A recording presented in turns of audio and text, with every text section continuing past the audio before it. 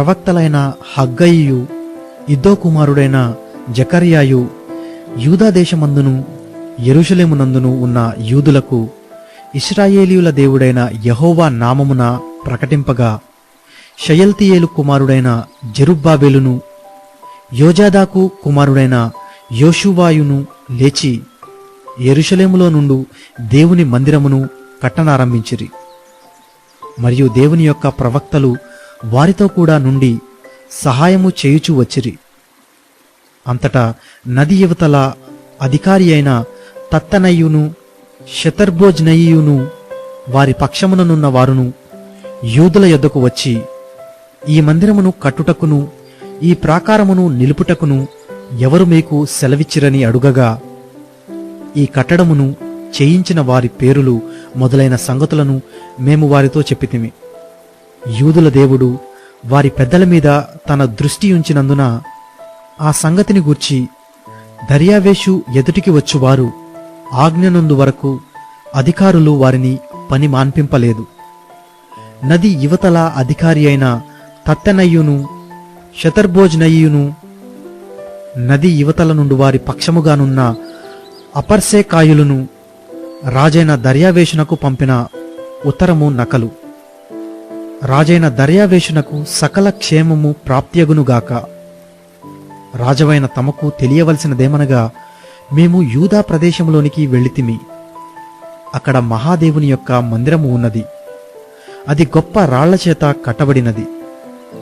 గోడలలో మ్రానులు వేయబడినవి.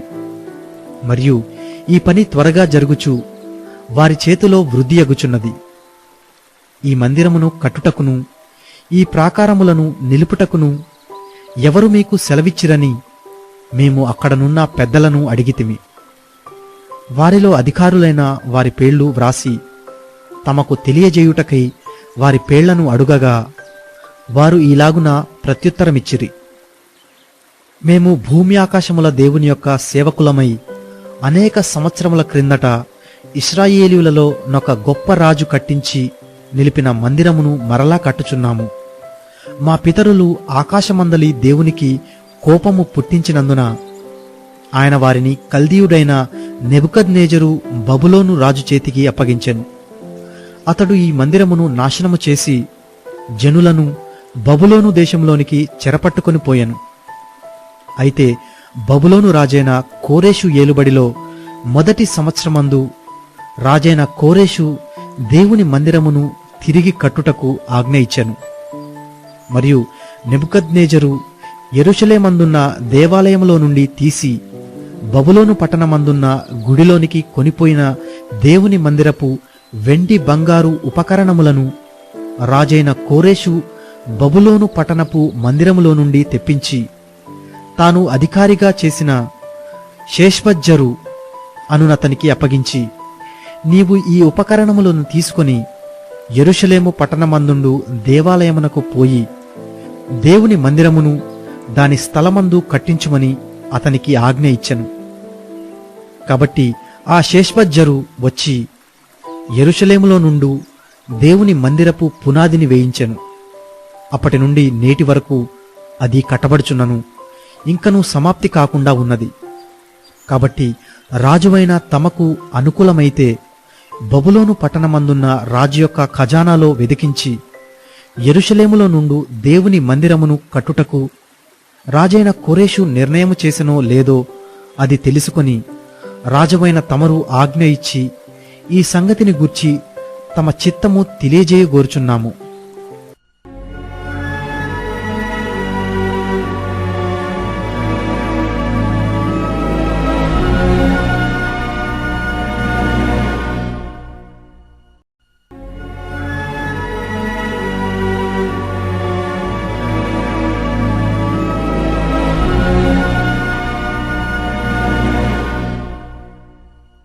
అప్పుడు రాజైన దర్యావేషు ఆజ్ఞ ఇచ్చినందున బబులోనులో ఖజానాలోని దస్తావేజు కొట్టులో వెదకగా మాదీయుల ప్రదేశమందు ఏగ్బతానాయను పురములో ఒక గ్రంథము దొరికెను. దానిలో వ్రాయబడి ఉన్న ఈ సంగతి కనబడెను: రాజైన కోరేషు ఏలుబడిలో మొదటి సంవత్సరమందు అతడు యెరూషలేములో ఉండు దేవుని మందిరమును గూర్చి నిర్ణయించినది. బలులు అర్పింపతగిన స్థలముగా మందిరము కట్టింపబడవలెను. దాని పునాదులు గట్టిగా వేయబడవలెను. దాని నిడివి 5 మూరలును, దాని వెడల్పు 60 మూరలును ఉండవలెను. 3 వరుసలు గొప్ప రాళ్ల చేతను, 1 వరుస క్రొత్త మ్రానుల చేతను కట్టింపబడవలెను. దాని ప్రయమును రాజు యొక్క ఖజానాలో నుండి ఇయ్యవలెను. మరియు యెరూషలేములోనున్న ఆలయములో నుండి నెబుకద్నెజరు బబులోనునకు తీసుకొని వచ్చిన దేవుని మందిరము యొక్క వెండి బంగారు ఉపకరణములు తిరిగి అప్పగింపబడి యెరూషలేములోనున్న మందిరమునకు తేబడి దేవుని మందిరములో వాటి స్థలమందు పెట్టబడవలెను. కావున రాజైన దర్యావేషు ఇలాగూ సెలవిచ్చెను: నది అవతల అధికారి అయిన తత్తనై అను నీవును, షెతర్బోజ్నయి అను నీవును, నది అవతల నీతో కూడానున్న అపర్సేకాయులను యూదుల జోలికి పోక దేవుని మందిరపు పని జరుగనిచ్చి వారి అధికారిని పెద్దలను దేవుని మందిరమును దాని స్థలమందు కట్టింపనీయుడి. మరియు దేవుని మందిరమును కట్టించున్నట్లుగా యూదుల యొక్క పెద్దలకు మీరు చేయవలసిన సహాయమును గూర్చి మేము నిర్ణయించినదేమనగా, రాజు యొక్క సొమ్ములో నుండి అనగా నది అవతల నుండి వచ్చిన పన్నులో నుండి వారు చేయు పని నిమిత్తము తడువు ఏమాత్రమును చేయక వారి ప్రయమునకు కావలసిన దాని ఇయ్యవలెను. మరియు ఆకాశమందలి దేవునికి దహన బలులు అర్పించుటకై కోడెలే గాని, గొర్రె పొట్టేళ్లే గాని, గొర్రె పిల్లలే గాని, గోధుమలే గాని, ఉప్పే గాని, ద్రాక్షారసమే గాని, నూనెయే గాని యెరూషలేములోనున్న యాజకులు ఆకాశమందలి దేవునికి సువాసన అయిన అర్పణలను అర్పించి రాజును అతని కుమారులను జీవించున్నట్లు ప్రార్థన చేయు నిమిత్తమై వారు చెప్పిన దానిని బట్టి ప్రతి దినమును తప్పకుండా వారికి కావలసినదంతయు ఇయ్యవలెను. ఇంకను మేము నిర్ణయించినదేమనగా, ఎవడైనను ఈ ఆజ్ఞను భంగపరచిన ఎడల వాని ఇంటి వెన్నుగాడి ఊడదీయబడి నిలువనెత్తబడి దానిమీద వాడు ఉరితీయింపబడును. ఆ తప్పును బట్టి వాని ఇల్లు పెంటరాశి చెయ్యబడును. ఏ రాజులే గాని, ఏ జనులే గాని ఈ ఆజ్ఞను భంగపరిచి యెరూషలేములోనున్న దేవుని మందిరమును నశింపజేయుటకై చెయ్యి చాపిన ఎడల తన నామమును అక్కడ ఉంచిన దేవుడు వారిని నశింపజేయును. దర్యావేషు అను నేనే ఈ ఆజ్ఞ ఇచ్చితిని, మరియు అది అతి వేగముగా జరగవలెనని వ్రాయించి అతడు తాకీదుగా పంపించెను. అప్పుడు నది అవతల అధికారి అయిన తత్తెనయ్యును షెతర్బోజ్నయియును వారి పక్షముననున్నవారును రాజైన దర్యావేషు ఇచ్చిన ఆజ్ఞ చొప్పున వేగముగా పని జరిపించిరి. యూదుల పెద్దలు కట్టించుచు ప్రవక్త అయిన హగ్గయియు ఇద్దో కుమారుడైన జకర్యాయు హెచ్చరించుచున్నందున పని బాగుగా జరిపిరి. ఈ ప్రకారము ఇశ్రాయేలీయుల దేవుని ఆజ్ఞననుసరించి వారు కట్టించుచు కోరేషు, దర్యావేషు, అర్తహషస్త అను పారసీక దేశపు రాజుల ఆజ్ఞ చొప్పున ఆ పని సమాప్తి చేసిరి. రాజైన దర్యావేషు ఏలుబడియందు 6వ సంవత్సరము ఆదారు నెల 3వ నాటికి మందిరము సమాప్తి చేయబడెను. అప్పుడు ఇశ్రాయేలీయులను, యాజకులను, లేవీయులను, చెరలో నుండి విడుదల నొందిన తక్కిన వారును దేవుని మందిరమును ఆనందముతో ప్రతిష్ఠించిరి. దేవుని మందిరమును ప్రతిష్ఠించినప్పుడు 100 ఎడ్లను, 200 పొట్టేళ్లను, 400 గొర్రెపిల్లలను ఇశ్రాయేలీయులకందరికిని పాప పరిహారార్థ బలిగా ఇశ్రాయేలీయుల గోత్రముల లెక్క చొప్పున 12 మేకపోతులను అర్పించిరి. మరియు వారు యెరూషలేములోనున్న దేవుని సేవ జరిపించుటకై మోషే యొక్క గ్రంథమందు వ్రాసిన దానిని బట్టి తరగతుల చొప్పున యాజకులను, వరుసల చొప్పున లేవీయులను నిర్ణయించిరి. చెరలో నుండి విడుదల నొందిన వారు మొదటి నెల 14వ దినమున పస్కా పండుగ ఆచరించిరి. యాజకులను, లేవీయులను తమను తాము పవిత్రపరచుకొని పవిత్రులైన తరువాత చెరలో నుండి విడుదల నొందిన వారందరి కొరకును తమ బంధువులైన యాజకుల కొరకును తమ కొరకును పస్కా పశువును వధించిరి. కావున చెరలో నుండి విడుదల నొంది తిరిగి వచ్చిన ఇశ్రాయేలీయులను ఇశ్రాయేలీయుల దేవుడైన యెహోవాను ఆశ్రయించుటకై దేశమందుండు అన్యజనులలో అపవిత్రత నుండి తమను తాము ప్రత్యేకించుకొనిన వారందరూ వచ్చి తిని పులియని రొట్టెల పండుగను 7 దినములు ఆనందముతో ఆచరించిరి. ఏలయనగా ఇశ్రాయేలీయుల దేవుని మందిరపు పని విషయమై వారి చేతులను బలపరచుటకు యెహోవా అష్షూరు రాజు హృదయమును వారి వైపు త్రిప్పి వారిని సంతోషింపజేసెను.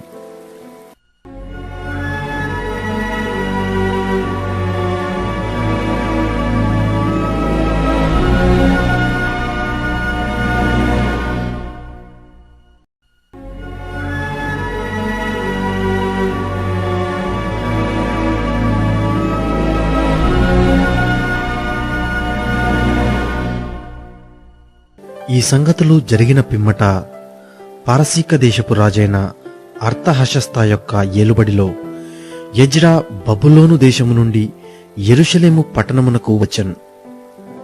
ఇతడు షెరాయా కుమారుడై ఉండెను.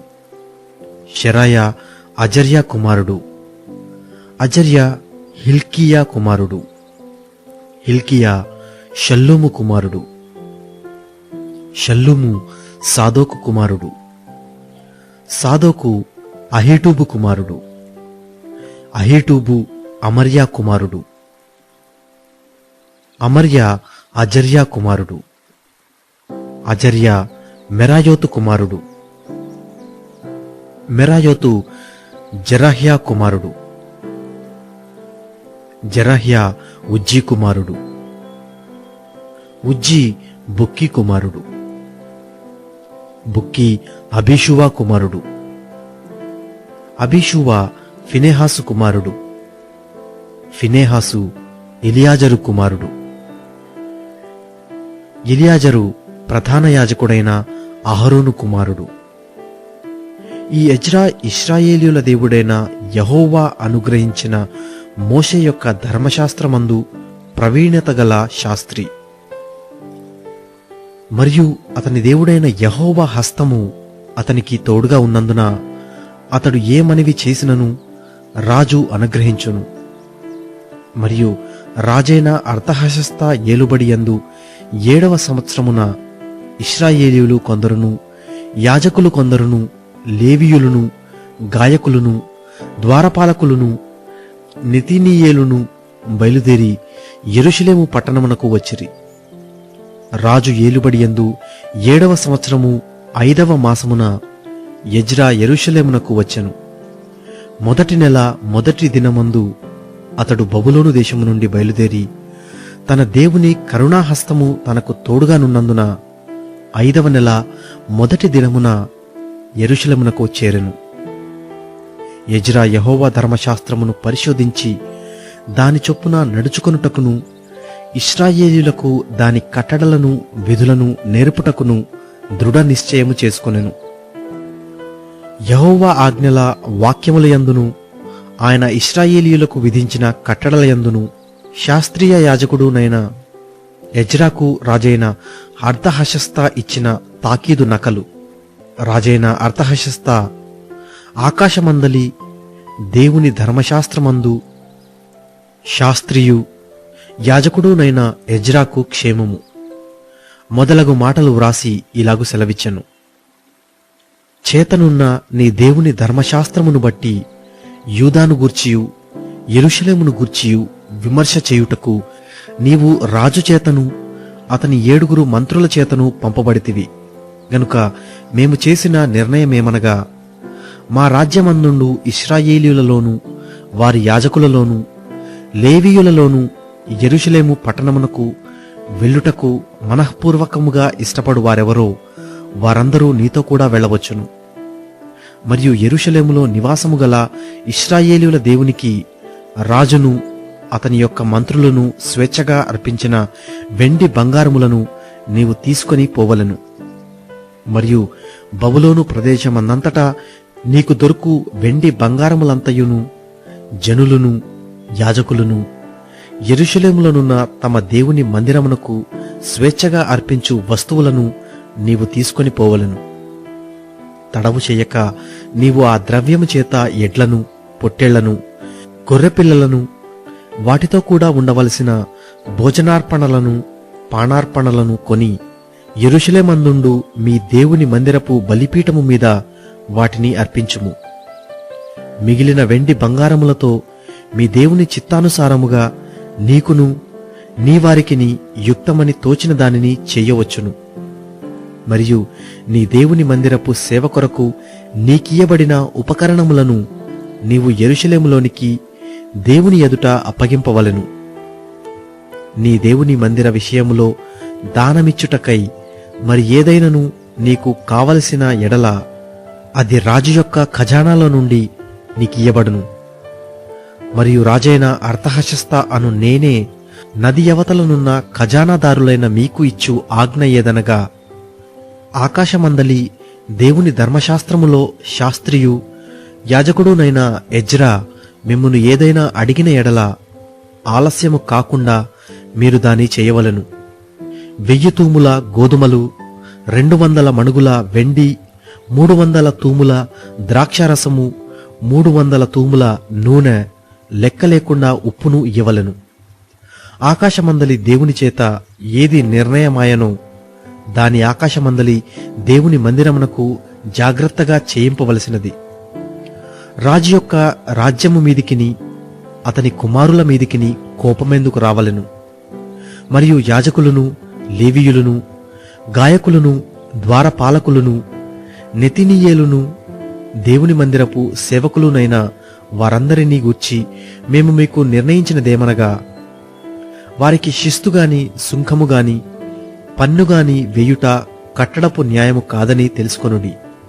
మరియు ఎజ్రా నది అవతలనున్న జనులకు తీర్పు తీర్చుటకై నీ దేవుడు నీకు దయచేసిన జ్ఞానము చొప్పున నీవు నీ దేవుని యొక్క ధర్మశాస్త్ర విధులను తెలుసుకొనిన వారిలో కొందరిని అధికారులుగాను న్యాయాధిపతులుగాను ఉంచవలెను. ఆ ధర్మశాస్త్ర విషయములో తెలియని వారెవరో వారికి నేర్పవలెను. నీ దేవుని ధర్మశాస్త్రము గాని రాజు యొక్క చట్టము గాని గైకొనని వాడెవడో త్వరగా విచారణ చేసి మరణశిక్ష అయినను, స్వదేశ త్యాగమైనను, ఆస్తి జప్తి అయినను, ఖైదునైనను వానికి విధింపవలెను. యెరూషలేములో నుండి యెహోవా మందిరమును అలంకరించుటకు రాజునకు బుద్ధి పుట్టించినందునను రాజును అతని మంత్రులను రాజు యొక్క మహాధిపతులను నాకు దయ మన పితరుల దేవుడైన యెహోవాకు స్తోత్రము కలుగునుగాక. నా దేవుడైన యెహోవా హస్తము నాకు తోడుగా ఉన్నందున నేను బలపరచబడి నాతో కూడా వచ్చుటకు ఇశ్రాయేలీయుల ప్రధానులను సమకూర్చితిని.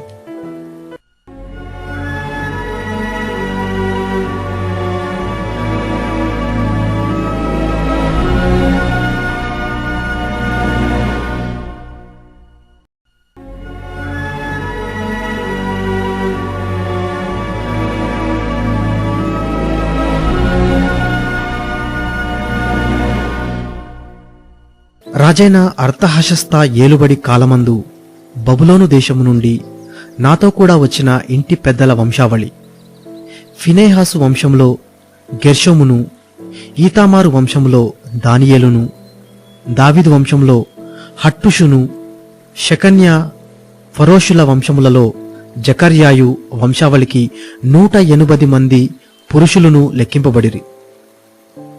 పహత్మోయాబు వంశములో జరహ్యా కుమారుడైన ఎల్యోయేనయు 200 మంది పురుషులను, షకన్యా వంశములో యహజీయేలు కుమారుడును 300 మంది పురుషులను, ఆదీను వంశములో యోనాతాను కుమారుడైన ఎబెదును 80 మంది పురుషులను, ఏలాము వంశములో అతల్యా కుమారుడైన యషయాయు 70 మంది పురుషులను, షఫట్యా వంశములో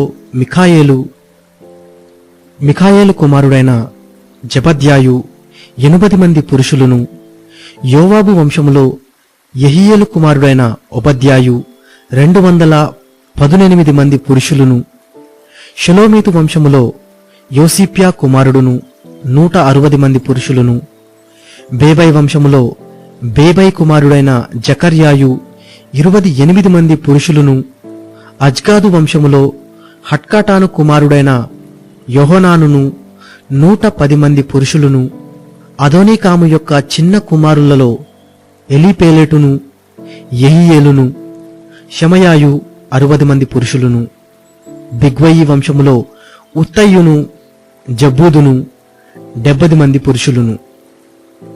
వీరిని నేను అహావా వైపునకు పారు నది యొద్దకు సమకూర్చితిని. అచ్చట మేము 3 దినములు గుడారములలో ఉంటిమి. అంతట నేను జనులను, యాజకులను తనిఖీ చూడగా లేవీయుడొకడును నాకు కనబడలేదు.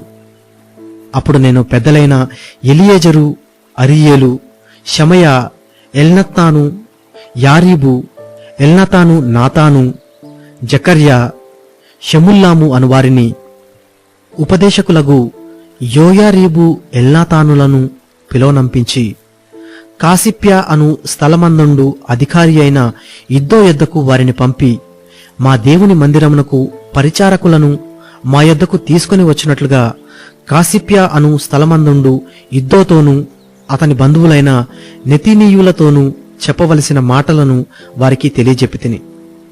మా దేవుని కరుణాహస్తము మాకు తోడుగా ఉన్నందున వారు ప్రజ్ఞావంతుడైన ఒకనిని, షేరేప్యాను, అతని కుమారులను, సహోదరులను 18 మందిని తోడుకొని వచ్చిరి. ఆ ప్రజ్ఞావంతుడు మహలి కుమారులలో ఒకడు. ఈ మహలి ఇశ్రాయేలునకు పుట్టిన లేవి వంశస్థుడు. హషబ్యాను, అతనితో కూడా మెరారీయుడగు యెషయాను, అతని బంధువులను, వారి కుమారులునైన 20 మందిని వారు తోడుకొని వచ్చిరి. మరియు లేవీయులు చేయవలసిన సేవలో తోడ్పడుటకై దావీదును అధిపతులను నిర్ణయించిన నెతనీయేలులలో 220 మంది వచ్చిరి. వీరందరూ పేర్లు ఉదాహరింపబడి నియమింపబడినవారు. అప్పుడు దేవుని సన్నిధిని మమ్మును మేము దుఃఖపరచుకొని, మాకును మా చిన్నవారికిని మా ఆస్తికిని శుభ ప్రయాణము కలుగునట్లుగా ఆయనను వేడుకొనుటకు అహవా నది దగ్గర ఉపవాసముండుడని ప్రకటించి తిని, మేలు కలుగుజేయుటకై ఆయనను ఆశ్రయించు వారందరికీ మా దేవుని హస్తము తోడుగా ఉండును గాని, ఆయన హస్తమును, ఆయన ఉగ్రతయు ఆయనను విసర్జించు వారందరి మీదికి వచ్చునని మేము రాజుతో చెప్పియుంటిమి గనుక, మార్గమందున్న శత్రువుల విషయమై మాకు సహాయము చేయునట్లు కాల్బలమును, రౌతులును రాజునొద్ద కావలనని మనవి చేయుటకు సిగ్గు నాకు తోచెను. మేము ఉపవాసముండి ఆ సంగతిని బట్టి మా దేవుని వేడుకొనగా ఆయన మా మనవిని అంగీకరించెను. గనుక నేను యాజకులలో నుండి ప్రధానులైన 12 మందిని, అనగా షెరెబ్యాను, హషబ్యాను, వీరి బంధువులలో 10 మందిని ఏర్పరచి, మా దేవుని మందిరమును ప్రతిష్ఠించుట విషయంలో రాజును, అతని మంత్రులను, అధిపతులను, అక్కడనున్న ఇశ్రాయేలీయులందరూ ప్రతిష్ఠించిన వెండి బంగారములను, ఉపకరణములను తూచి వారికి అప్పగించి తిని, 1300 మణుగుల వెండిని, 200 మణుగుల వెండి ఉపకరణములను, 200 మణుగుల బంగారమును, 7000 తులములు గల 20 బంగారపు గిన్నెలను, బంగారమంతా వెలగల పరిశుద్ధమైన 2 రాగి పాత్రలను చూచి వారి చేతికి అప్పగించి, మీరు యెహోవాకు ప్రతిష్ఠింపబడినవారు, పాత్రలను ప్రతిష్ఠితములైనవి. ఈ వెండి బంగారములను మీ పితరుల దేవుడైన యెహోవాకు స్వేచ్ఛార్పణలయ్యున్నవి. కాబట్టి మీరు యెరూషలేములో యెహోవా మందిరపు ఖజానా గదులలో యాజకుల యొక్కయు, లేవీయుల యొక్కయు, ఇశ్రాయేలు పెద్దల యొక్కయు, ప్రధానులైన వారి ఎదుట వాటిని తూచి అప్పగించు వరకు వాటిని భద్రముగా ఉంచుడని వారితో చెప్పితిని. కాబట్టి యాజకులను, లేవీయులను వాటి ఎత్తు ఎంతో తెలుసుకొని యెరూషలేములోనున్న మన దేవుని మందిరమునకు కొనిపోవుటకై ఆ వెండి బంగారములను, పాత్రలను తీసుకొనిరి.